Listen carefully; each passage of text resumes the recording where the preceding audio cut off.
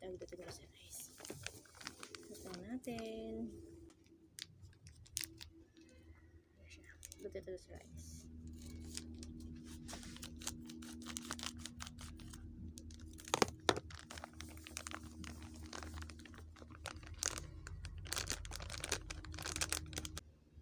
Lagyan natin siya ng all-purpose cream. Ito. Para masarap at malasa. Napakatipid nito guys. Bali ang naging puhunan ko rito is 285 pesos lang. Haluin lang natin yung glutinous rice at saka yung all-purpose siya ng tubig. Pero ang paglagay ng tubig, konti lang. I-mix muna natin siya pala bago natin siya lagyan ng water. Mix lang natin siya. Sure na bago ninyo i-mix ay maghugas kayo ng kamay. Bango nyo guys. Ang sarap ng amoy. Bali giniling na malagkit ito.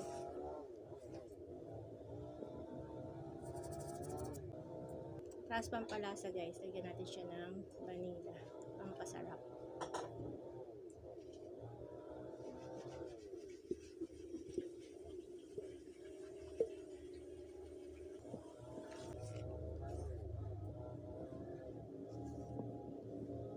Tapos ang paglalagay ng tubig dito guys, dapat dahan-dahan lang. Para hindi kasi dapat sobra lumambot yung dough na gagawin natin. Ang paglagay natin ng water, konti-konti lang. Guys, pwede na siya. Ganyan na siya. Ganyan na siya katigas. Pwede na natin siya yan bilog-bilogin. Ibig sabihin matigas na yung dough. Guys, pag nagawa na natin yung dough, ayan na siya guys. Bali, ayan na nagawa kong dough.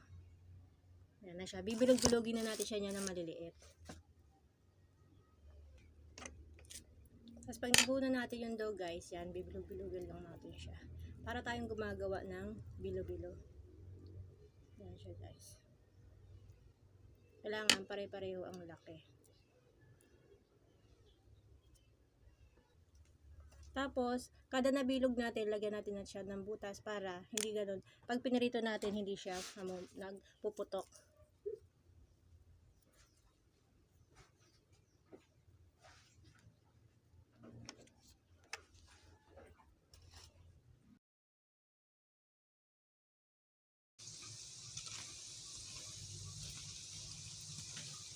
Yan guys, hintay lang natin siya maging golden brown, mag-caramelize. Yan guys, pag golden brown na siyang ganyan, pwede na natin siyang hanguin, i-drain na natin siya. Naprito na natin yung dough. Yan guys, pwede natin siya lagyan ng asukal. Hintayin lang natin siya mag-caramelize. Kailangan yan halo na hanggang sa kumapit na yung kanyang asukal. Yan, huwag lang natin natigilan sa halo guys para hindi pumait yung asukal niya. Tapos siguraduhin mahina lang yung apoy para hindi siya masunog. Yan. Huwag lang natin siya tigilan ng kakahalo para kumapit yung sugar at hindi siya masunog. Guys, pwede na natin yan ituhog. Ayan na ang lutong